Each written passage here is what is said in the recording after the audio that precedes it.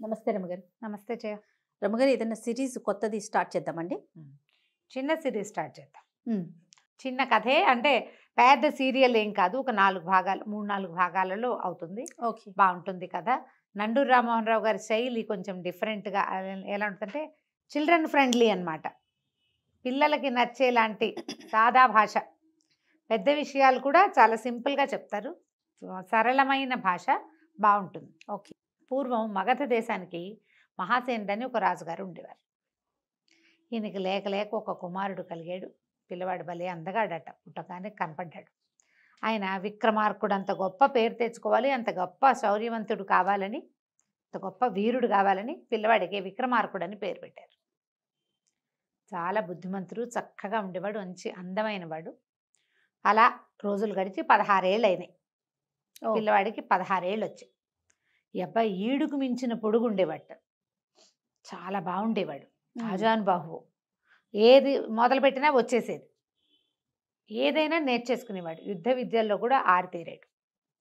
ఒకసారి అతను ఒక చోటకి ఎక్కడికో వెళ్ళి తిరిగి వస్తూ ఒక పురాతన బావి దగ్గర మంచినీళ్ళు తాగటానికి ఆగాడట. ఆ బావిలో అతనికి ఏదో తళతళలాడుతూ కనపడింది. ఎప్పటిదో బావి, చాలా పాతది. చూశాడు. ప్రయత్నం చేసి వాళ్ళ నాన్నకి చెప్పాడు.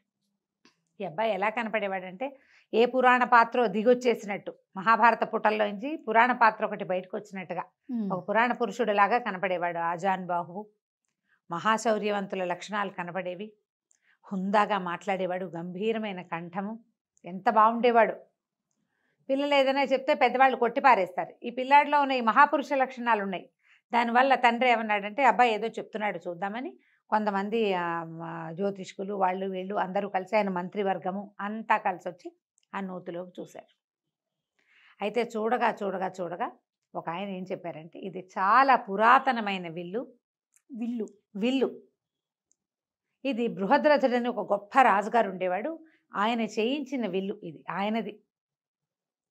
ఇది ఇక్కడ కనపడ్డం మన అదృష్టం. అబ్బాయికి మంచి యోగం ఉంది, అందుకే కనపడింది అని చెప్పి ఆ విల్లుని తీద్దాం అనుకున్నారు. నూతిలో నుంచి విల్లుని తీయాలంటే ఏం చేయాలి? బంగారపు విల్లట అది. ఇక నీళ్లు తోడారు. ఎంత తోడారో. తోడగా చివరికి నీళ్ళన్నీ అయిపోయి, పూడికి తీసేటప్పుడు బావిలో నీళ్ళు అట్లాగే తోడతారు. బావుల్లో పెద్ద విపరీతంగా జలాలు ఊరవు, స్లోగా ఊరుతాయి. పై నీళ్ళన్నీ తీసేశారు.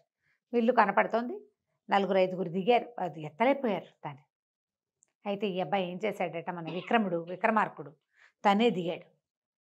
దిగితే అవలీలగా ఎత్తేసేట దాన్ని. ఎంత బాగా ఎత్తాడో.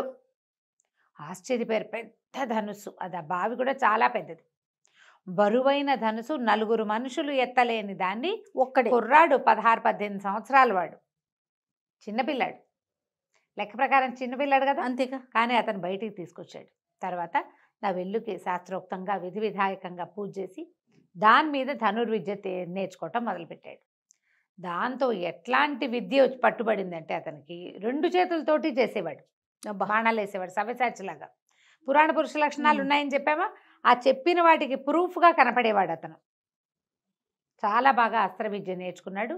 అసలు ఆ కోదండం అనమాట. అది మామూలుగా విల్లు అంటే చిన్నదిగా ఉంటుంది, ఇది మనిషిని మించిన పొడుగుంటుంది. ఆ దాంతో అతనికి రాని విద్య లేదు, రాని ఆలోచన లేదు. దాంతో ఎన్ని రకాలైనా చేయగలడు అతను. ఆకాశంలో గిరికీలు కొట్టే పక్షులను కూడా కొట్టగలిగేవాడు. ఓ చోట ఉన్నది కాదు, ఓ చోట ఎగురుతున్నది కాదు, గిరికీలు కొట్టవాడు తిరుగుతూ ఉంటుంది, దాన్ని కూడా కొట్టేవాడు అనమాట. సవ్యసాచిగా ఉండేవాడు. సరే, పిల్లవాడు పెద్దవాడు అయ్యాడు. రాజుగారు ఏమనుకున్నారు, అబ్బాయికి పెళ్లి చేద్దాం అనుకున్నారు. ఇతను లోకంలో ఎక్కడా లేని విలు విద్య, అలాగే ఎక్కడా లేని ఒక అమ్మాయి కావాలనుకున్నాడు. అపురూపమైన సౌందర్యవతి. అతనికి ఒక ఊహ ఉండేది. ఆ ఊహల్లో ఉన్న అమ్మాయి కావాలి. ఏవో ఫోటోలు పటాలు తెప్పించేవాళ్ళు, ఏమీ లేదు. ఎక్కేది కాదు అతనికి, లేదనేవాడు. అపురూపమైన అమ్మాయిని చేసుకోవాలి కోరిక. అతని ఉద్దేశం అది. మరి ఆ ఉద్దేశం ప్రకారం చేయాలంటే కుదరద్దు. మరి దేశ విదేశాల నుంచి ఫోటోలు వచ్చేవి, ఏముంది పటాలు వచ్చేవి. ఇప్పుడు ఫోటో అన్నప్పుడు పటం కదా, వచ్చినా అతను రిజెక్ట్ చేసేవాడు. అయితే ఏమైంది, మన వీళ్ళకి ఒక మంత్రి ఉన్నాడు, ఆయన పేరు అక్రముడు. ఆ ఆక్రమణ ఏమన్నాడంటే, మహారాజు మీ అమ్మాయి మన యువరాజు చెప్పేటువంటి అత్యద్భుత సౌందర్యవంతుల లక్షణాలని మా అమ్మాయికి ఉన్నాయి. మా ఇంట్లోనే పుట్టింది ఆ పిల్ల. మా అమ్మాయి మహాద్భుత సౌందర్యవతి, సంగీతానికి సరస్వతి, మామూలు కాదు. మా అమ్మాయి ఎంత అద్భుతమైన అమ్మాయి మా అమ్మాయే ఇంకా అంతే. అన్నాడు. అని మా అమ్మాయిని చేసుకుందాం యువరాజుకి, చేసుకోండి అని అడిగాడు. అడిగితే రాజు అన్నాడు, దాందేముంది, అతను చెప్తున్నాడు ఇట్లాంటి మహాద్భుత సౌందర్యవతి, అవి అద్భుతమైన లక్షణాలు ఉన్న అమ్మాయి కావాలని, ఓ పని చేయండి, మీ పిల్లని మా అన్నవాడికి చూపించండి. ఆయన ఒప్పుకుంటే నాకేం అభ్యంతరం లేదు. మాకల్లా ఏమిటి, ఇంత అపురూపమైన పిల్లవాడికి వాడంత అనుకున్నటువంటి అనురూపమైన సౌందర్యవతి కావాలి అంతే అనేసరికల్లా సరే ఒకరోజు అమ్మాయిని పిలిచారు, చూపించేసరికల్లా పిల్లాడు పెద్ద విరిచాడు. ఏమిటని అడిగాడు రాజు. ఆ అమ్మాయి పేరు కృష్ణవేణి, పేరుకు తగ్గట్టుగా ఇంత బారెడు జడుంది, నల్లటి జుట్టు, అది తప్ప ఇంకా సౌందర్యం అనేది ఏం లేదు, మామూలుగా ఉంది, బాగానే ఉంది, కానీ నేను అనుకున్న సౌందర్యం ఈ అమ్మాయి కాదు, ఈ అమ్మాయి కాదన్నాడు. అక్రముడికి ఒళ్ళు మండిపోయింది. మీ పిల్ల అంత అందగతి కాదు అంటే ఒళ్ళు మండదు? ఆయనకి ఒళ్ళు మండిపోయింది. అదేంటి మహారాజా, మా అమ్మాయికి ఏం తక్కువ యువరాజా అన్నాడు. తక్కువ ఎక్కువ కాదు, నేను అనుకున్న సౌందర్యం కాదు అంటే ఈయన ఏమన్నాడు, మీరు అనుకున్న సౌందర్యవతులు కావాలంటే ఏ దేవలోకంలోనో ఎక్కడో ఉంటారన్నాడు. దేవలోకం వెళ్ళి తెచ్చుకుంటానన్నాడు ఈ అబ్బాయి. ఫిక్స్ అయ్యాడు దానికి అంతే, నేను వెతికి తెచ్చుకుంటా, నాకు కావాల్సిన అమ్మాయి ఏ లోకంలో ఉన్నా సరే నేనే ప్రయత్నం చేసి నా దారిని నేను వెళ్ళి నేను వెతికి తెచ్చుకుంటా అనేసరికి ఇంకేమంటారు. எனக்கு చాలా కోపం వచ్చింది, కానీ ఇక ఏం చేయాలో తెలియలా, వీళ్ళంతా చూద్దామనిపించింది. ఆయన ఏమనుకున్నాడు, తన కూతుర్ని యువరాణిని చేస్తే రేపొద్దున మహారాణి అవుతుంది, రాజ్యం తమదైపోతుంది అనుకున్నాడు. అది కుదిరేలాగా కనబడాల. అతని కూతురు అందగత్తే కానీ ఈయన అనుకుంటున్నటువంటి మహాద్భుత సౌందర్య రాశి అయితే కాదు. సరే తండ్రి సరే ఒప్పుకున్నాడు. కొద్ది రోజులు సరేలే, దేశాటను కనుక చేసి వస్తే పిల్లవాడికి కూడా లోకం తెలుస్తుంది, రేపు మహారాజు కాబోతాడు అందుకని చెప్పి ఓ పంచకళ్యాణి గుర్రమెక్కి తన చక్కగా విల్లుని చంకన పెట్టుకుని, తన విల్లుందిగా తగిలించుకున్నాడు, ధనుర్బాణాలు ధరించి తల్లిదండ్రులకు చెప్పేసి బయలుదేరాడు యాత్రకి. వెళ్ళగా వెళ్ళగా వెళ్ళగా ఎక్కడికో వెళ్ళిన తర్వాత అతను ఎక్కడికి వెళ్ళాడు, వీళ్ళు ఉన్నదేమో మగధ, ఇది ఆరావళి పర్వతాల వైపుకి వెళ్ళాడు. ఎంతో ప్రయాణంలో చూస్తూనే ఉన్నాడు ప్రపంచం అంతా. ఈ ఆరావళి పర్వతాల దగ్గర ఎట్లా కనపడిందంటే అతనికి ఒక 10 మంది ఒక వ్యక్తి మీద దాడి చేస్తున్నారు. అతని చేతిలో ఒక కత్తి ఉంది, కత్తి తెగదిప్పుతున్నాడు, చాలా అంటే వీరుడు, అతను యుద్ధం చేస్తున్నాడు. ఈ 10 మంది మనుషులు మంచి బలాఢ్యులు, గుర్రాలు ఉన్నాయి, వాళ్ళ డ్రెస్సింగ్ అది చూస్తే వాళ్ళు ఏదో ఉన్నత వంశాల వాళ్ళుగా లేరు, కొంచెం కుస్తీ పట్లు అవి పట్టే వాళ్ళలాగా ఉన్నారు, అంటే సాఫిస్టికేటెడ్ డ్రెస్సింగ్లో లేరనమాట. అప్పట్లో బట్టల్లో వేర్పాట్లు ఉండేవి, క్షత్రియోచితమైన బట్టలు వేరు, పనిపాటల వారి బట్టలు వేరు, తెలిసేది అట్లా. ఇతను ఏమనుకున్నాడు, చూస్తున్నాడు ఈ లోపల ఉన్నవాడి కత్తి కదలిక, వాడి లాఘవము, వాడి కదలికలు చాలా ఆసక్తి గొలుపుతున్నాయి. ఇతనికి కత్తి యుద్ధాలు అవి అలవాట్లేదు, విలువిద్యే కదా వచ్చు. కానీ అయితే ఏమైంది, సరే చూస్తూ ఉండగానే ఒకడెవడో దొంగ దెబ్బ తీయబోయాడు, ఇతను వెనకాల నుంచి బాణం వేసి కొట్టాడు. వాడు అక్కడి నుంచి లోపలికి వెళ్ళాడు, ఆ గుంపులోకి వాళ్ళ దగ్గరికి పరిగెత్తేసరికల్లా రెండో మనిషి సడన్గా వచ్చాడు, ఆజానుబాహు, పెద్ద విల్లు, పెద్ద గుర్రం, బ్రహ్మాండమైంది. దాన్ని చూసేసరికల్లా వాళ్ళు కూడా కాస్తగా హడావిడి పడ్డారు. ఇక అది 2 మనుషులు తోడయ్యేసరికల్లా 10 మంది కాళ్ళకి బుద్ధి చెప్పి పారిపోయారు.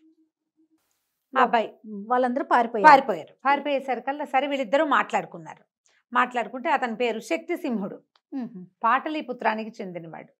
నాకు ఒక ఖడ్గ విద్య వచ్చు, ఏ రాజు దగ్గరైనా ఈ విద్యను చూపించుకుని పొట్ట పోసుకుందామని బయలుదేరాను. నా దగ్గర ఉన్నది 10 వరహాలు, అంతకంటే ఏం లేవు నా దగ్గర. దానికే 10 మంది దొంగలు వెంబడబడి ఇగో ఇలా చేశారు, ఇంత యుద్ధం చేశారు అంటే నీ కత్తి లాఘవని నేను చూశానన్నాడు.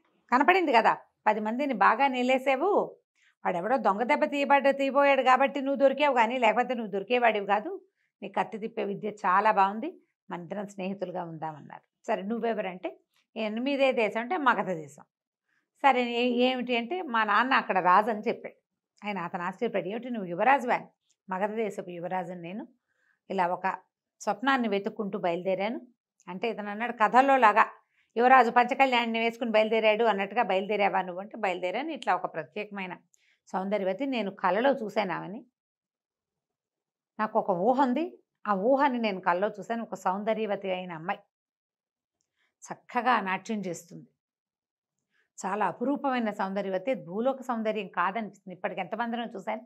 ఆ అమ్మాయి వాళ్ళు మ్యాచ్ అవ్వటం లేదన్నట్టుగా చెప్పాడు. చెప్పేసరికల్లా శక్తిసింహుడు అన్నాడు, ఈ ఆరావళి పర్వతాల్లో బాగా లోపలికి వెళ్తే ఒక చోట ఒక విచిత్రమైన దృశ్యం చూశాను నేను. ఆ విచిత్రమైన దృశ్యంలో నేను చూసినటువంటి అమ్మాయిల్లో ఒక అమ్మాయి నువ్వు చెప్పిన పోలికలకి దగ్గరగా ఉంది. ఓహోహో. భూలోకమే అది, వాళ్ళు మన లోకంలోనే, కానీ వాళ్ళు మన లోకానికి చెందిన వాళ్ళు కాదు. కొంతమంది స్త్రీలు ఎక్కడికి వస్తారు, నేను అది చూశాను అని చెప్పేసి ఆ కథ ఏమిటో చెప్పడం మొదలుపెట్టాడు. Okay okay. సరే, ఆ అమ్మాయి ఎక్కడ చూశాడు, ఎలా చూశాడు, ఆ అమ్మాయితో పాటు ఎవరు వచ్చారు, ఏమిటి అని ఆ వివరాలు చెప్పబోయాడు. సరే, ఏం వివరాలు చెప్పాడు? శక్తిసింహుడు విక్రమార్కుడికి చెప్తున్నాడు. మనం కిందటి భాగంలో ఒక చిన్న పొరపాటు ఏం చెప్పామంటే, పాటలీపుత్రం వీళ్ళదే, మగధ రాజ్యంలో ఉంటుంది పాటలీపుత్రం. శక్తిసింహుడు వేరే ఏదో చిన్న ఊరు నుంచి వచ్చిన వాడనమాట. పాటలీపుత్రం ఎక్కడ, ఆరావళి పర్వతాలు ఎక్కడ, ఇంత దూరం వచ్చావు నువ్వు వెతుకుంటూ, అయితే నీకు సరిపడే అమ్మాయి, నువ్వు చెప్తున్న అమ్మాయిని నేను చూశాను అన్నాడు. ఏమట, ఇక్కడికి 10 ఆమడల దూరంలో లోపల, అడవి లోపల ఒక పెద్ద సరస్సు ఉంది. ఒకనాడు నేను ఆ సరస్సు ఒడ్డున అక్కడ ప్రయాణిస్తూ అక్కడ ఆగాను. అయితే నాకు దూరంగా ఇంద్రధనుసు వస్తున్నట్టు కనపడింది. నేను ఇంద్రధనుసు చూసి ఆశ్చర్యపోయాను. తర్వాత నాకు అర్థమైంది, ఆ ఇంద్రధనుసు కదిలిస్తోంది. నేను చూస్తూ ఉండగానే ఆ ఇంద్రధనుసు భూమి మీద వాలింది. క్రమంగా అందులోంచి ఒక్కో రంగు విడిపోయి ఒక్కొక్క నెమలిగా రూపాంతరం చెందింది. 7 రంగులు, 7 నెమళ్ళు, 7 నెమళ్ళు నాట్యం చేయటం మొదలుపెట్టినాయి.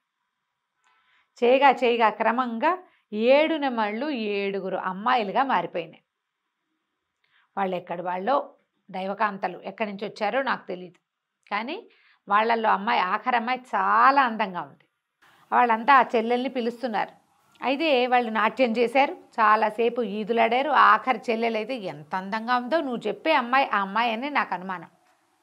తర్వాత వాళ్ళు మళ్ళీ ఉత్తరీయాలు అవి పెట్టి సరస్సులో ఈదులాడారు, చాలాసేపు పాటలు పాడుతూ కోలాహలంగా గడిపారు.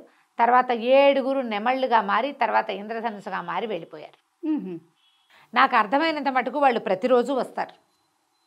బాగుంది, నేను చూసా వాళ్ళని.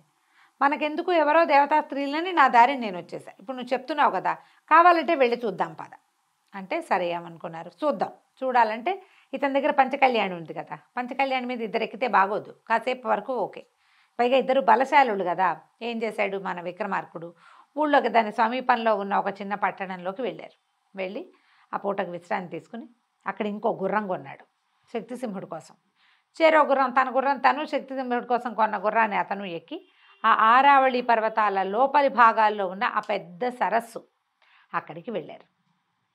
గుర్రాలని వేరే చోట కట్టేశారు. వీళ్ళిద్దరూ ఆ సరస్సు దగ్గరున్న పొదల్లో దాక్కుని కూర్చునున్నారు. సమయం గడిచింది రాలా. నువ్వు నిజమే చెప్పావా, ఇది జరుగుతుందా అని ఆశ్చర్యంగానే ఉంది. జరగకపోతుంటే సరికల్లా జరిగిందో లేదో అన్న అనుమానం వస్తుంది కదా. చూద్దాం అంటుండగానే మధ్యాహ్నం ఎండెక్కేసరికల్లా దూరంగా ఇంద్రధనుసు కనపడింది.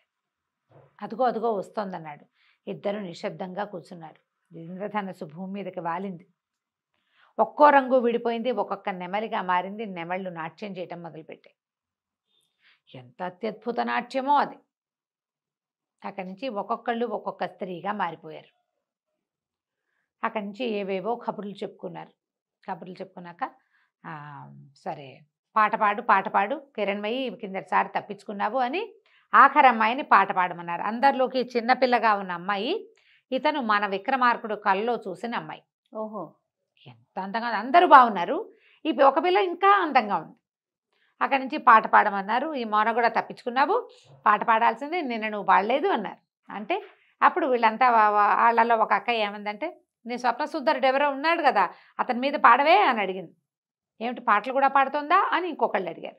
ఏముంది, అతని మీద కవిత్వం కట్టి పాడుకుంటుంది, మొహమైనా చూపించట, కనపడుతూ ఉంటాడు, ఎన్నాళ్ళుగానో కవిత్వం రాసుకుంటుంది, అదే పాట పాడుతుందని ఓ పాట పాడిచ్చారు.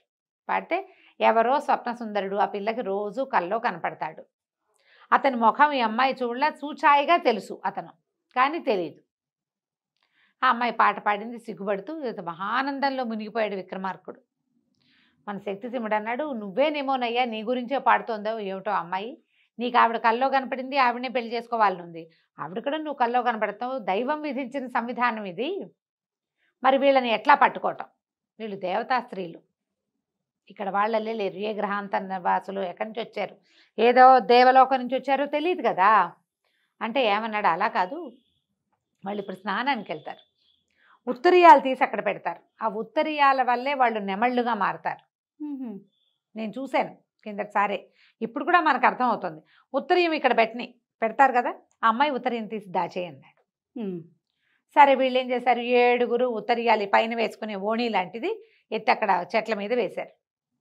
ఆ అమ్మాయిది లేత గులాబీ రంగు, ఏదో మంచి రంగు. వీళ్ళంతా నీళ్ళల్లోకి వెళ్ళారు.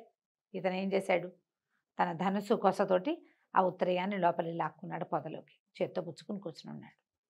స్నానాలు అయిపోయినాయి, బయటకు వచ్చారు. సరే అక్కడి నుంచి ఉత్తరీయాలు తీసుకోబోతే 6 దొరికినాయి, 7వ అమ్మాయికి దొరకల. నా ఉత్తరీయం ఏది, పిల్ల వెతుక్కుంటూ ఉండేసరికల్లా మిగిలిన వాళ్ళు అన్నారు, నువ్వు గాలికి ఏమైనా ఎగిరిపోయిందేమో, నువ్వు కంగారు పడకు, మేము ఇంతమంది నెమళ్ళుగా మారతాము 6, నిన్ను మా రెక్కల మీద ఎత్తుకుని తీసుకుపోతాము, నువ్వు భయపడాల్సిన పని ఏం లేదు, మేము ఉన్నాం కదా అన్నారు. అనేసరికి ఇతను భయం వేసింది. ఉత్తరీయం లేకపోతే అమ్మాయి ఇక్కడే ఉండిపోతుంది అనుకున్నాడు. ఇప్పుడు కనుక వాళ్ళ అక్కలే దాని గాల్లోంచి లేపుకుని తీసుకెళ్ళిపోతే అక్కడి నుంచి తటాలను బయటకు వచ్చేసరికి అలా కంగారు పడి ఈ 6 అమ్మాయిలు మాయమైపోయారు.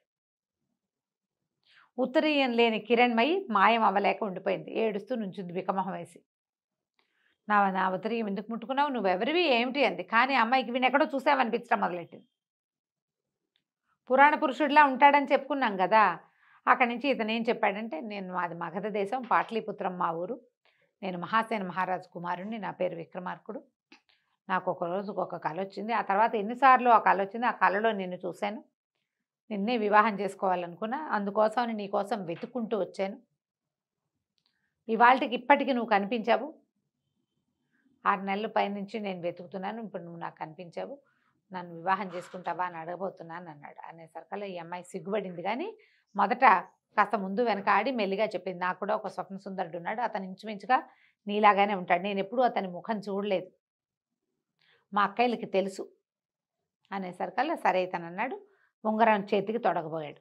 ఇదేమిటి అని అడిగింది. వివాహం మేము ఇట్లా వివాహం చేసుకుంటామంటే మరి మా నాన్నకి చెప్పద్దా అంటే, మీ నాన్నకి చెప్పవలసిన పనే ఉంది, చెప్పక్కర్లేదు, గాంధర్వ విధిని వివాహం చేసుకుందాం, మీరెవరు ఏమిటి అని అడిగాడు. ఆ అమ్మాయి, మేము యక్షకాంతని, నేను యక్షులు వీళ్ళు, ఇది ఎవరు, మన యారావళి పర్వతాలు, మానసరోవరాలు ఇవన్నీ దాటిన తర్వాత క్రౌంచ పర్వతం అని ఉంది, దాని తర్వాత యక్షులది అలకాపురి, కుమారస్వామి మా యొక్క ఇలవేల్పు, మా ఇలవేల్పు అయినటువంటి కుమారస్వామి దగ్గరికి మేము ఎప్పుడు దర్శనానికి వెళ్తాం. ఆయన దగ్గరుండే నెమలే మాకు ఈ నాట్యాన్ని నేర్పింది, ఆయన వాహనం కదా నెమలి. తర్వాత తనిచ్చినవే ఈ ఉత్తరీయాలే మాకు పింఛాలుగా మారతాయి అని చెప్పి, సరే వివాహం చేసుకుంటావా నన్ను అని అడిగాడు. ఈ అమ్మాయి కాస్త అటు ఇటుగా ఆలోచిస్తుంటే వాళ్ళ అక్కయ్యలు ఈ పిల్ల ఏమైందో, వాడు ఎవడో వచ్చాడని మళ్ళీ వెనక్కి వచ్చేసరికి ఆ పిల్ల వాళ్ళ అక్కయ్యలకి చెప్పింది, ఈ అబ్బాయే ఇతనే నా కల్లోకి వచ్చేవాడు, ఇలా రాజకుమారుడు అని చెప్పి, నేను ఇతను వివాహం చేసుకుంటాను, తనతో వెళ్ళిపోతాను, తండ్రి గారితో చెప్పండి, సెలవు. వాళ్ళు బాధపడ్డారు, చెల్లెలు తమతో రావట్లేదని. కానీ ఆమెకు కల్లో కనపడిన యువకుడినే మానవుడైనప్పటికీ అతన్ని అమ్మాయి పెళ్లి చేసుకోవటం, అతన్నే దైవంగా భావించటము, మొదలైన భావాలు వాళ్ళకి నచ్చినాయి. నిజానికి యక్షులు అట్లా ఒకళ్ళతోటే ఉండాలన్న సిద్ధాంతం ఉన్నవాళ్ళు కాదు, ఉండొచ్చు ఉండకపోవచ్చు. సరే యక్ష వివాహం అనుకుని ఉంగరం అమ్మాయి వేలికి పెట్టాడు. వీళ్ళు ఈ లోపల ఏమైంది, వాళ్ళు వెళ్ళిపోయేసరికి శక్తి సింహుడు బయటకు వచ్చాడు, తథాస్తు అనుకుంటూ వివాహానికి. భయపడింది అతను చూసి, నువ్వు భయపడద్దమ్మా, నీ భర్తకి స్నేహితుడిని. ఈ మధ్యలో అయితే ఇతను ఏమన్నాడు, మన విక్రమార్కుడు, నువ్వు కూడా ఓ ఉత్తరీయం తీసి అట్టి పెట్టుకుంటే నీకు కూడా ఒక దేవకాంత వస్తుందంటే, నాకు అసలు పెళ్లి మీదే ఆసక్తి లేదన్నాడు శక్తిసింహుడు. పెళ్లి చేసుకునే ఉద్దేశం లేదు, కత్తి యుద్ధం మీదే ఆసక్తి ఉంది నాకు అన్నాడు. సరే పద వెళ్ళిపోదామని చెప్పేసి వెనక్కి బయలుదేరి తీసుకొచ్చాడు. ఇతను ఏ కన్యని కల్లో చూశాడో ఆమెని కొంతకాలం తిరిగి ఆమెని ఆ మహాద్భుత సౌందర్యవతిని సాధించుకొచ్చాడు. ప్రజలంతా ఆశ్చర్యపోయారు కిరణ్మయి సౌందర్యం చూసి. తండ్రి ఆశ్చర్యపోయాడు. అక్రముడికి మాత్రమే ఒళ్ళు మండిపోయింది. చెప్పటం ఏమిటి, సాధించుకురావటం ఏమిటి, పిచ్చి కుళ్ళొచ్చేసింది. ఎలాగైనా సరే వీళ్ళంతు చూడాలనుకున్నాడు. అయితే రాజుగారు వివాహం తలపెట్టేసరికల్లా అక్రముడు అన్నాడు, ఆయన గాంధర్వీధిని వివాహం చేసుకొచ్చానని చెప్పాడు కదండి. ఇంకెందుకంటే అక్కడెక్కడో గంధర్వమో యక్షమో చేసుకుంటే ఎట్లా, ప్రజలందరూ చూడొద్దు యువరాజు వివాహం అని బాగా గ్రాండ్గా పెళ్లి ఏర్పాట్లు అవి చేశారు. ఈ పెళ్లి ఏర్పాట్లలో ఈ అక్రముడు ఏం చేశాడు, వీళ్ళకి అవతలున్న కళింగ రాజుతోటి మాట్లాడి మేము పెళ్లి హడావిడిలో ఉంటాము, మేము ఎట్లాగూ నువ్వు రాజ్యాన్ని ఆక్రమించు, మా వాళ్ళు యుద్ధంలో ఓడిపోతారు, మా రాజ్యాన్ని నీకు కట్టబెడతాను, మా పిల్లని నువ్వు పెళ్లి చేసుకో, ఇలాంటి ఒక వడంబడికతోటి ఆ కళింగ రాజుకి వీళ్ళ తాలూకు ఆనుపానులు అందించేశాడు. వీళ్ళేమో పెళ్లి హడావిడిలో ఉన్నారు. మామూలు మన ఇంట్లో పెళ్ళి అయితేనే మనకు నెల రోజుల హడావిడి, రాజుగారి పెళ్ళికి ఇంకా గందరగోళంగా ఉంటుంది కదా. ఈ గోలలో ఉన్నారు. రాజుగారు ఏమనుకున్నాడంటే యక్షల దగ్గర వివాహం చేసుకున్నాడు, ఇక్కడ మనం కూడా వివాహం చేద్దామని గ్రాండ్గా వివాహం తలపెట్టారు. అయితే తన కూతుర్ని యువరాజుకి ఇచ్చి పెళ్లి చేయాలనుకున్న మంత్రి అక్రముడికి మాత్రం చాలా ఒళ్ళు మండిపోయింది. సహించలేనట్టుగా ఉంది. నా కూతురు ఎక్కాల్సిన రాజ్యం ఈయన ఓవర్ యాక్షన్ తోటి ఎక్కడి నుంచో వెళ్ళి ఎక్కడి నుంచో ఎవతనో తీసుకొచ్చేసాడు. ఎలాగైనా ఇది చెడగొట్టేయాలి, నా కూతురు అనుభవించిన రాజ్యం కూడా ఉండకూడదు అనుకున్నాడు. ఇలాంటి స్వార్థపరులు ఎప్పుడూ కనిపిస్తారు. అతను ఏం చేశాడంటే వీళ్ళ రాజ్యానికి కొంత దూరంలో అవతలగా ఉన్న కోసల రాజ్యాధిపతి అయిన కుటిలవర్మతోటి మాట్లాడాడు. ఈ కుటిలవర్మకి ఎప్పటి నుంచో ఈ మగధ మీదకి రావాలని ఉంది. ఈ మగధ ఏంటంటే మంచి సస్యశ్యామలమైన సుభిక్షమైన రాజ్యం. రాజు చాలా గట్టివాడు, పైగా ఈ రాకుమారుడు ఇలాగ సవ్యసాచి కదా, అతనికి దొరికిన విల్లు, అతను వేయగలిగేటువంటి బాణాల ఆ ప్రజ్ఞ, అతని శౌర్యం వల్ల చుట్టుపక్కల ప్రాంతాల్లో అన్ని చోట్ల ఉన్న వీరులు శూరులు ఎంతమందో మగధ రాజ్యంలో చేరారు. సుభిక్షమైంది. దీని మీదకి అతను దండెత్తాలని అనుకుంటూ దానికోసమని వేల కొద్దీ సైన్యాన్ని ఏర్పరచుకుంటున్నాడు. సరైన సమయం కోసం చూస్తున్నాడు. అదే సమయంలో ఈ అక్రముడు ఏం చేశాడంటే అతనికి తనకు ఒక నమ్మిన బంటు ద్వారా వార్త పంపించాడు. విక్రమార్కుడు యక్షకన్యను తెచ్చాడు, వివాహపు ఏర్పాట్లలో ఉన్నారు, మరి మాగధులంతా కూడా వివాహపు గోల్లోనే ఉన్నారు. ఈ సమయంలో గనక మీరు దండెత్తితే రెడీగా ఉండరు, యుద్ధానికి సన్నద్ధం కావాలి కదా, రెడీగా ఉండరు. ఈ సమయంలో అయితే మీరు మగధని జయించగలుగుతారు అని మగధ రాజ్యపు ఆనుపానులు అప్పచెప్పేశాడు. కుటిలవర్మ మొదలు పెట్టేశాడు. అక్కడి నుంచి చుట్టుపక్కల రాజ్యాలంటే వాళ్ళు ఉన్న వైపు నుంచి వాళ్ళు జ్వరపడాలంటే చిన్న చిన్న జానపదాలని వాటిని దాటి కదా రావాలి. ఈ జనపదాలని దాటేటప్పుడు ఏంటంటే ఆ ఊళ్ళల్లో కూడా రాకుమారుడి పెళ్ళని అన్ని చోట్ల ఉత్సవాలు జరుగుతున్నాయి. అన్ని ఊళ్ళకి పిలుపులు వచ్చినాయి. అన్ని ఊళ్ళ నుంచి జనం కొంతమంది వెళ్ళారు. ఇక్కడ ఉన్న వాళ్ళు కూడా చక్కగా ఇల్లు అన్నీ అలంకరించుకుని రాజుగారు పంపించినటువంటి కానుకలు ఇంటింటికి వస్తే మరి చాలా అద్భుతమైన విషయం కదా. వీళ్ళంతా పెళ్లి ఏర్పాట్లలో పెళ్లి వార్తలు తెలుసుకోవడం కోసం ఉత్సాహంగా ఇవాళ ఏం ప్రోగ్రాము, రేపు ఏం ప్రోగ్రాము, ఏ రాజులు వచ్చారు, ఎవరు రాలేదు, ఈ గందరగోళంలో ఉండి ఎవరు అస్త్రము ధోరణే లేదు. వాడు చొచ్చుకు రావటం మొదలుపెట్టాడు. సరిగ్గా మగధ మీదకి వచ్చేసాడని, కొన్ని జానపదాలని అతను పట్టేశాడని, తర్వాత ఏమో ఏమంటారు దాన్ని, ఊళ్ళోకి ప్రవేశించడానికి దగ్గరకు వచ్చేస్తున్నాడని వార్త ఎప్పుడు వచ్చింది, వివాహపు రోజే వచ్చింది. ఓహో, గొల్లు మనిపోయారు ప్రజలు. అందిన కాడికి ఆయుధాలు పట్టుకుని సైన్యం సమాయత్తం చేసుకున్నాడు. విక్రమార్కుడు పెళ్లి పీటల మీద నుంచే లేచి వెళ్ళిపోయాడు. వివాహం అవలా, పెళ్ళి ఇంకా జరగాలి.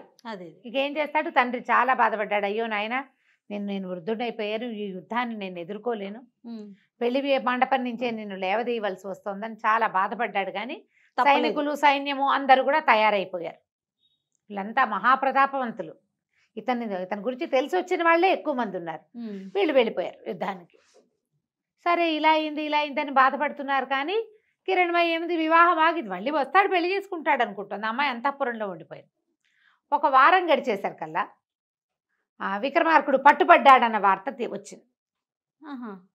ఈ వార్త ఎవరు తెప్పించారు, అక్రముడే తెప్పించాడు.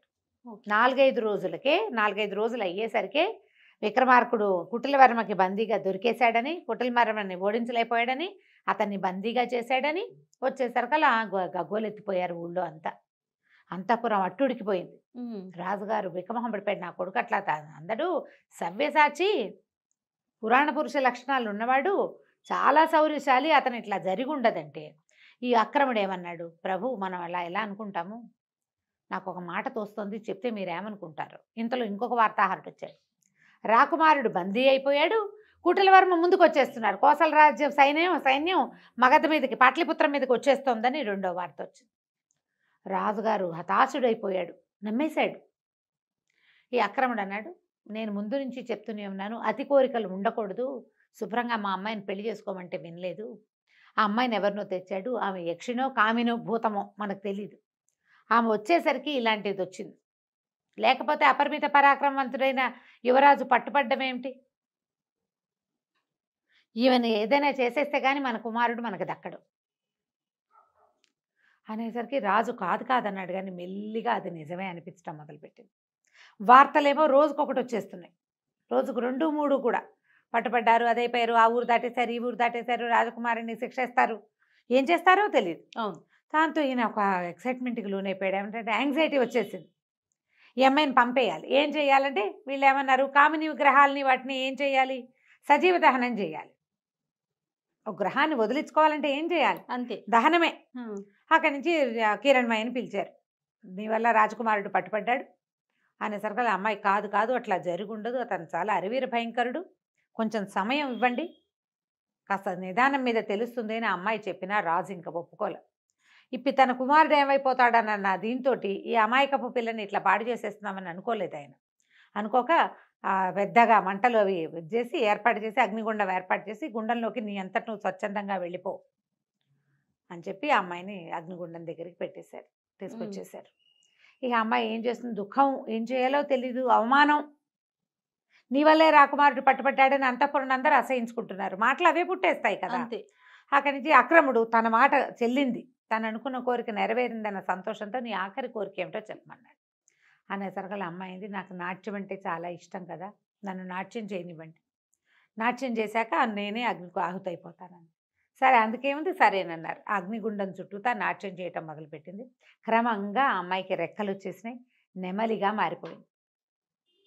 ఇంద్రధనుసులో రంగులన్నీ ఒకే చోట ఉన్నట్టుగా కనపడుతుంది, పూర్తిగా నెమల్లాగా మారిపోయింది, రంగులు రంగులు రంగులు రంగులుగా కనబడుతుంది. ప్రజలంతా చూస్తూనే ఉన్నారు, రాజు మంత్రి కూడా చూస్తున్నారు, అంతఃపురం అంతా నోరు తెరిచి చూస్తూ ఉండగా ఈ అమ్మాయి నెమలిగా మారిపోయి ఆకాశంలోకి ఎగిరిపోయింది. దూరంగా ఒక ఇంద్రధనుసు కనపడింది కాసేపు, తర్వాత ఇంకా అది కూడా కనిపించలే.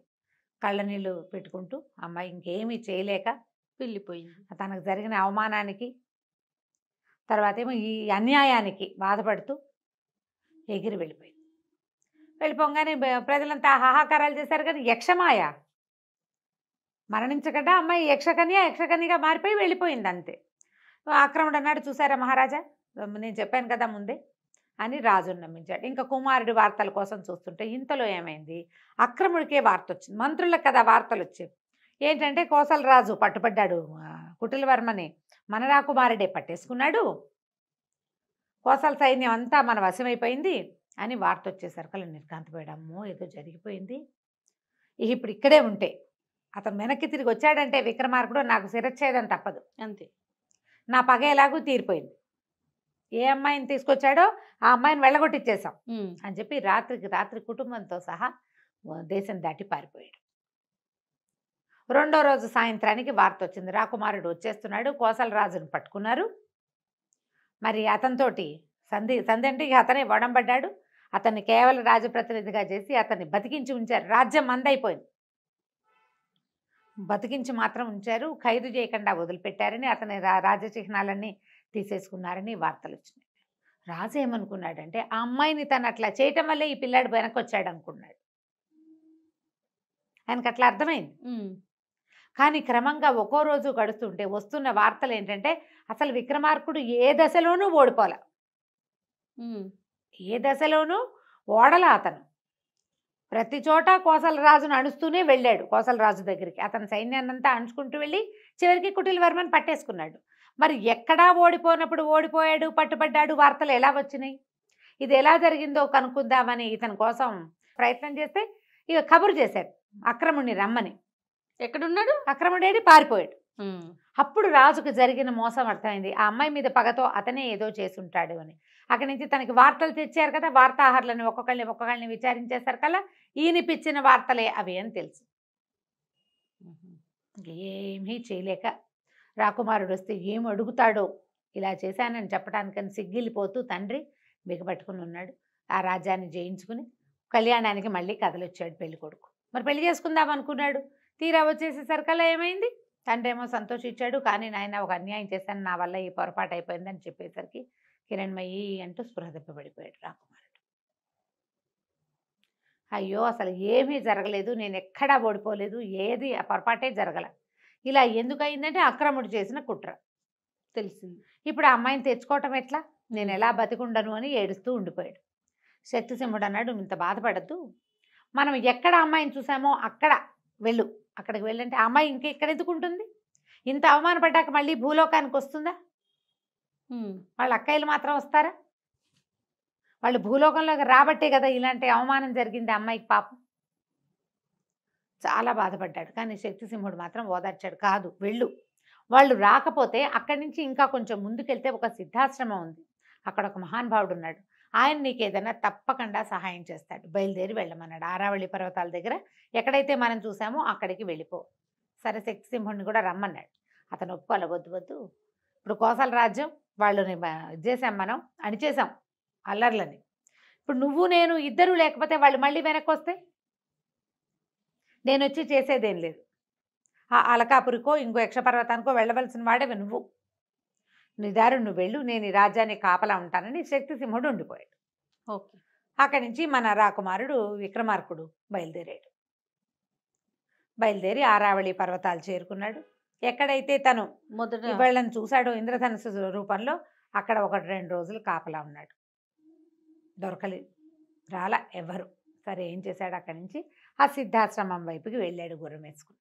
వెళ్ళేసరికల్లా అక్కడ ఒక ఆయన సిద్ధుడు, చాలా మహాతపసంపన్నుడిలాగా ఒక ఆయన కనిపిస్తే ఇతను నమస్కారం చేశాడు. ఎవరినైనా ఏమిటి అని కనుక్కుంటే ఇతను ఏమన్నాడంటే ఈ కథ అంతా చెప్పాడు.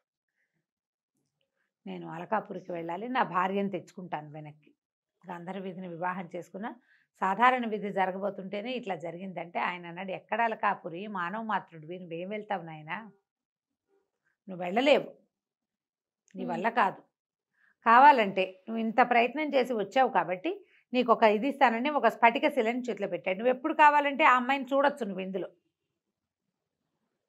ఆమె కోసం ప్రయత్నం చెయ్యొద్దు, నువ్వు మానవుడివి, ఆమె యక్షకాంత, మీ ఇద్దరికి వివాహము పొసగదు, ఏదో జరిగింది, జరగవలసింది అంతే అని చెప్పి ఆ రాయి చేతులు పెట్టాడు. ఆ స్ఫటికం లోపలి చూస్తే ఆ అలకాపురిలో ఒక చిన్న ఉద్యానవనంలో కూర్చుని ఏడుస్తున్న కిరణ్మయి కనపడింది ఇతనికి.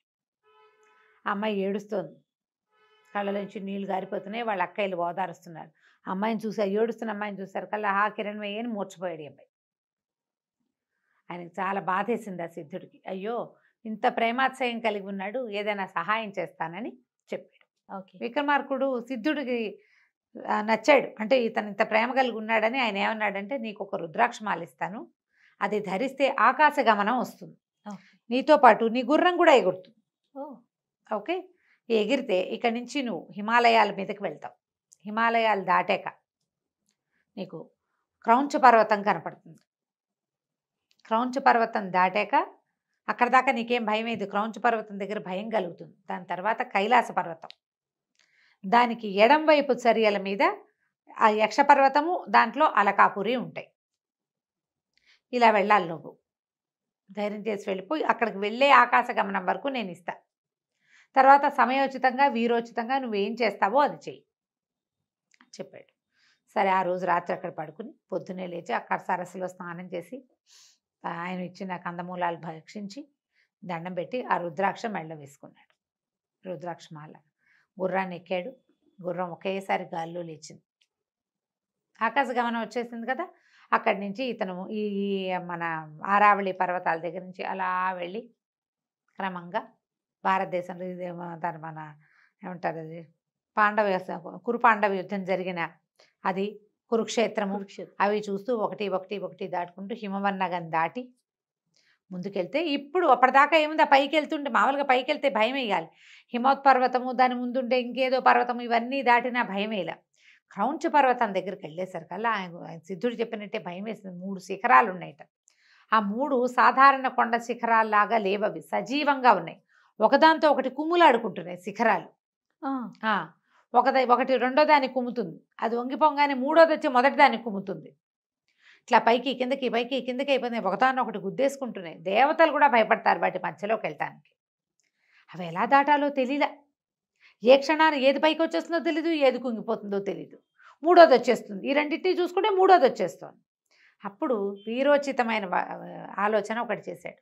ఒకేసారి తన ధనుసుకి 3 బాణాలు సంధించి 3 బాణాలని 3 శిఖరాలకి తగిలేలాగా కొట్టాడు. దెబ్బకి కుంగంగానే గుర్రాన్ని నదిలించి దాటేశాడు. దాటేస్తే కైలాస పర్వతం దాటాడు. పరమేశ్వరుడికి పైనుంచే నమస్కారం చేసుకున్నాడు. యక్ష పర్వతం కనపడింది. అక్కడి నుంచి అలకాపురి ఎంత బాగుందో, అక్కడ ఎంత బంగారం ఉందో. ఇల్లు అది కుబేరుడిది కదా అలకాపురి అనేసరికల్లా ఆ నగరం మొత్తం అంతా బంగారుమయం, బంగారంతో చేసిన ఇళ్ళు, వాకిళ్ళు. అసలు ఎన్ని రకాల కట్టడాలు, ఎంత బంగారమో, ఎలా మెరిసిపోతోందో అది. చాలా చాలా చాలా బాగుంది. అక్కడి నుంచి ఒక సరోవరం ఉంది, పెద్ద పెద్ద సరోవరాలు, ఒక పెద్ద ఉద్యానవనం, చైత్ర రథం అట దాని పేరు. అందులో ఒక పెద్ద సరస్సు ఉంది. కిరణ్మయి మొదట కలిసినప్పుడు చెప్పింది, మీకు మానస సరోవరం ఉంది కదా, మీరు ఇక్కడికి ఎందుకు వస్తారు అంటే, మాకు కూడా చైత్రరథంలో పెద్ద సరస్సు ఉంది, దాంట్లో బంగారు హంసలు తిరుగుతూ ఉంటాయి. హంసలకి నెమళ్ళకి వైరం. మేము నాట్యం చేస్తాం, ఈ నెమళ్ళుగా మారుతాం, వాటికి పడదు. అందుకని మేము అక్కడ కాకుండా భూలోకానికి వస్తున్నాం, మా నాట్యానికి అడ్డం లేకుండా ఉండటం కోసం అని చెప్తుంది. అది ఇప్పుడు చూస్తాడనమాట. బంగారు తామర పువ్వులు, ఈ హంసలు ఆ తామర తోళ్ళని కొరికి తింటున్నాయి.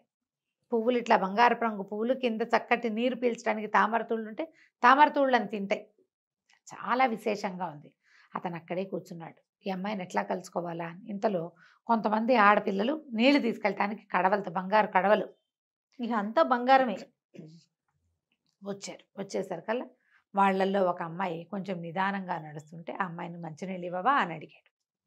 అడిగేసరికల్లా అంత చెరువు ఉంటే నేను నీళ్ళు ఇవ్వాలా నీకు అంది.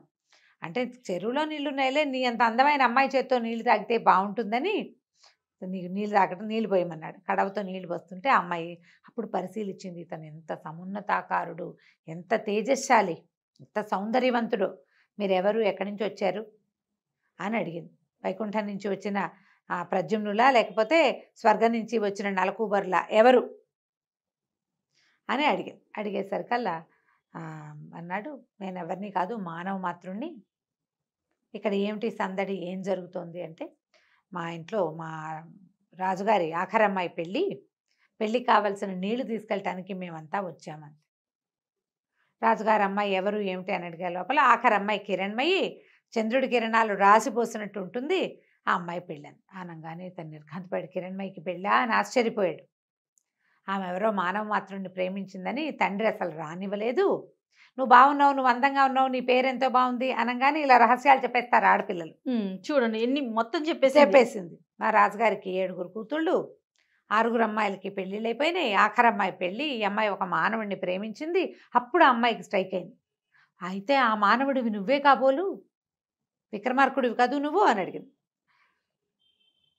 అడిగేసరికల్లా అతను అవునన్నాడు. అవునంటే మా ఎంతో ఏడుస్తోంది, మరి వరుడు ఎవరన్నాడు. వరుడు మా రాజుగారి మంత్రికి కుమారుడు, చిత్రసేనుడో ఏదో అతని పేరు. చాలా బలవంతంగా ఒప్పించాడు. ఆ అమ్మాయికి ఆయన పెళ్ళిని ఆయన ఒప్పుకోలేదు. గాంధర్వ వివాహాన్ని, మానవమాత్రుడిని ప్రేమించి అక్కడ ఉండిపోయిందని అసలు ఆ లోపలికే రానివ్వలేదు. పైగా అమ్మాయి నువ్వు లేని సమయంలో చాలా అవమానపడి వచ్చింది దుఃఖంతో. అక్కయ్యలు చాలా బతిమలాడితే మళ్ళీ వివాహం చేసుకుంటానని ఒప్పుకున్నాకే లోపలికి రానిచ్చాడు. వేరే దారి లేక ఒప్పుకుంది. కంటికి కడివేడు నీళ్లతోటి ఏడుస్తూ ఉంది. ఆ అమ్మాయి నేను కల్లో కనపడింది, అతను నేను వరించాను, ఆయన ఉండగా నాకే అవమానం జరగలేదు అని చెప్పినా కూడా తండ్రి ఒప్పుకోలేదు, నీతో పెళ్ళికి ఒప్పుకోడు అంటే ఇతను ఏమన్నాడు, సరే నేనేదో చేసుకోగలిగే ప్రయత్నం చేసుకుంటా అనే ఉంగరం తీసి చేతిలో పెట్టాడు. ఈ ఉంగరం ఇవ్వు అని. దాని మీద ధనుస్సు బొమ్మ ఉంటుంది, ఇతని గుర్తు, అతని రాజముద్ర. ఇంతలో ఏమైంది, ఇక్కడ ఎవరో ముందు వెళ్ళిపోయారుగా ఆడపిల్లలు కొంతమంది, ఎవరో మానవుడు ఉన్నాడు సరస్సు దగ్గర చైత్రరథంలో అని కబురు వెళ్ళిపోయింది. సైనికులు వచ్చేసారు, ఎవడు మానవుడు ఏడని ఇతన్ని పట్టేసుకున్నారు. ఈ లోపల ఈ ఉంగరం చూసుకుంది ఆ పిల్ల.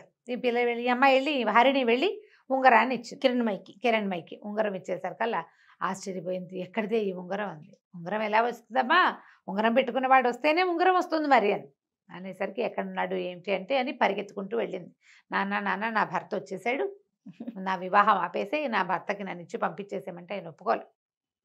మానవుడు వాడు ఎట్లా వస్తాడు అంటే, కాదు అతను చాలా పరాక్రమశాలి తేజస్శాలి అంటే ఒప్పుకోలేదు. కానీ వాడి సంగతి చూస్తాను, వాడిని చంపేస్తాను అన్నాడు. ఈ అమ్మాయి ఏడ్చుకుంటూ అక్కయ్యల దగ్గరికి పరిగెత్తింది. నా భర్త వచ్చేసాడు, నా కోసమే వచ్చాడు, ఇంత శ్రమపడి వచ్చాడు, నాన్నేమో పెళ్ళి అంటున్నాడు, చంపేస్తానంటున్నాడు, సహాయం చేయమని. అక్కయ్యలు 6 పరిగెత్తుకొచ్చారు తండ్రి దగ్గరికి. అతను చాలా పరాక్రమవంతుడు, చాలా ప్రత్యేకమైన విల్లుంది, సవ్యచాచిలాగా బాణాలు వేస్తాడంటారు, మేము చూసాము అతన్ని, మనిషి చాలా బాగున్నాడు, కావాలంటే ఏదైనా పరీక్ష పెట్టు, నువ్వు ఒక పెళ్లి కొడుకుని చూసావు, అదొక పెళ్లి కొడుకుని చూసుకుంది, ఇద్దరికి పరీక్ష పెట్టండి, ఎవరు మంచివాళ్ళు ఎవరు ఉత్తములు అని తేలితే వాళ్ళకే ఏదైనా, ఎవడ పరాక్రమశాలి అయితే వాడికి ఇవ్వాలి అంతే అనేసరికి సరే ఒప్పుకున్నాడు. అక్కడి నుంచి సరే యక్షులంతా ప్రేక్షకులు అయ్యారు. వీళ్ళిద్దరికీ పరీక్షలు పెట్టారు. పరీక్ష పెట్టడానికి అతనేమనుకున్నాడు, ఆ చిత్రసేనుడో ఏమో వాడి పేరు, చిత్రరథుడు కాబోలు అవతలవాడు అంటే రెండో పెళ్లి కొడుకు.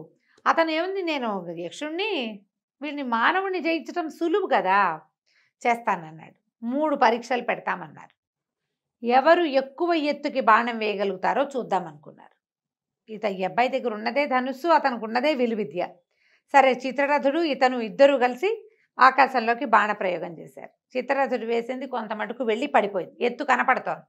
ఇతను వేసిన బాణం ఎంత పైకి వెళ్ళిందంటే, ఈ అబ్బాయి బాణం పడిపోయినా అతనిది పైకి వెళ్తూనే ఉంది, విక్రమార్కుడిది పైకి వెళ్తుంటే ఆకాశంలో ఒక గరుడు పక్షి తిరుగుతోంది, అది ఆ బాణాన్ని నోట ఖర్చుకుని తీసుకుపోయింది. బాణం కింద కూడా రాల, పైకే వెళ్ళిపోయింది. జనం అంతా చప్పట్లు కొట్టారు, కానీ ఆయన ఒప్పుకోవాలి, అదేదో పక్షి పట్టుకెళ్ళిపోయింది కాబట్టి ఇది కుదరదు, ఇంకో 2 పరీక్షలు ఉన్నాయి చూద్దామన్నారు. ఈసారి ఇక్కడ ఉద్యానవనం ఉంది కదా చిత్రరథం, అక్కడ చూశారనమాట. అక్కడ ఏం చేశారు, ఖర్జూరపు చెట్లు ఉన్నాయట, 10 వరుసగా ఉన్నాయి. వీటిలలో ఎక్కువ వృక్షాలని పడగొట్టేవాడు సాటి లేని విలుకాడు. ఇద్దరు చెరుకో పక్కన వేశారు, నుంచున్నారు. ఈ అబ్బాయి గంధర్వ పెళ్లి కొడుకు వేసిన దాంతో ఏమో మొదటి చెట్టు చీలిపోయింది, రెండో చెట్టుకి గుచ్చుకుని ఆగిపోయింది. మన విక్రమార్కుడు వేసిన బాణం మాత్రం 5 చెట్లను చీల్చుకుంటూ వెళ్ళి 6వ చెట్టుకు గుచ్చుకుంది. చెట్లలో నుంచి వెళ్ళిపోయింది అనమాట. ఎంత బలంగా లాగుతారో అంత స్పీడ్గా కదా వెళ్ళేది. బాణం ఎలా వెళ్తుంది, బలాన్ని బట్టే. వెళ్ళేసరికి కదా అందరూ చప్పట్లు కొట్టారు, శబాష్ శబాష్ అన్నారు. రాజుగారి కొళ్ళు మండిపోయింది ఆ యక్షరాజుకి. అయినా సరే 3వ పరీక్ష ఉంది, ఇదంత తేలిక కాదు అని చెప్పి వరుసగా గవాక్షాలు ఉంటాయి, హోల్స్ లాగా గోడకి కోడలైంచి ఒక చెయ్యి బయట పెట్టి ఉంటుంది, అందులో కిరణమై చెయ్యి ఏదో గుర్తుపట్టాలి. 7 అమ్మాయిలు నుంచున్నారు, 7 హోల్స్ ఉన్నాయి, 7 కిటికీలోంచి చెయ్యి బయటకు వచ్చింది. ఈ అబ్బాయి ఆ చెయ్యి పట్టుకుని చెప్పాలి. పట్టుకోవచ్చా, చూసండి, పట్టుకోవటమో చూసో ఓకే, ఏదో ఒకటి చెయ్యాలి. చేతులు బయట ఉంటే కిరణమై చెయ్యి గుర్తుపట్టాలి. పాణిగ్రహణం చేసావు కదా నువ్వు, గుర్తుపట్టమన్నాడు.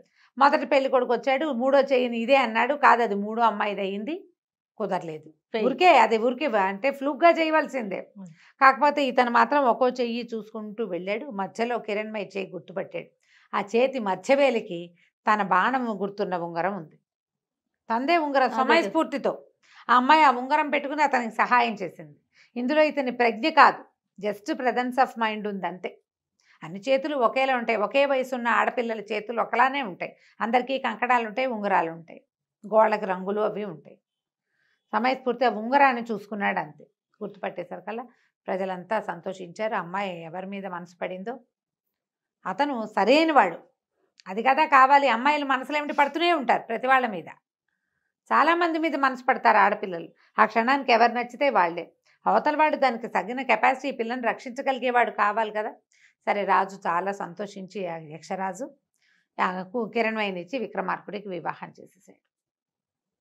కొంతకాలం అక్కడ గడిపిన తర్వాత బోల్డంత సంపదతోటి, తర్వాత ఈ యక్షలోకంలో ఉండేటువంటి అనేక రకాల వింతలు విడ్డూరాలతో కూడినటువంటి పెద్ద విమానంతో ఈ అబ్బాయి ఆ గుర్రం ఎక్కి తన భార్యను కూడా తనతో పాటు ఎక్కించుకుని భూలోకానికి తీసుకొచ్చేసుకున్నాడు. చాలా కాలం పాటు మయూరకన్యతోటి భూలోకాన్ని పరిపాలిస్తూ హాయిగా సంతోషంగా ఉన్నాడు. కథ కంచికి మనం ఇంటికి. సూపర్. నమస్తే. నమస్తే.